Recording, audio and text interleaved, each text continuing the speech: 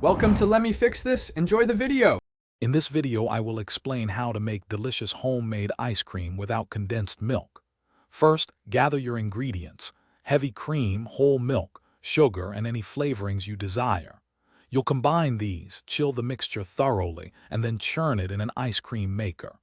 This method ensures a rich, creamy texture using simple, fresh components. It's a straightforward approach to a classic frozen treat. For a truly creamy result, aim for a ratio of about 2 cups of heavy cream to 1 cup of whole milk. This balance provides the necessary fat content. Incorporate about 3/4 of a cup of granulated sugar, which not only sweetens but also helps keep the ice cream smooth. Don't forget your favorite flavorings, like a teaspoon of vanilla extract, to personalize your batch.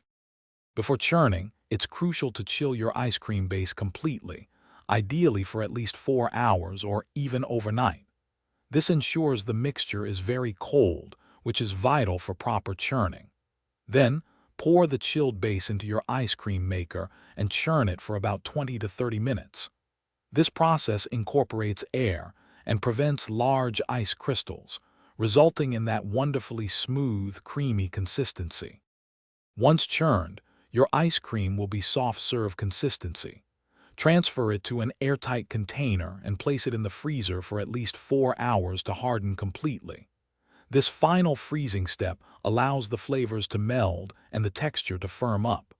When you're ready to enjoy, let it sit out for about 5 minutes before scooping for the perfect, creamy treat. Thanks for watching. If you found this helpful, don't forget to like and subscribe.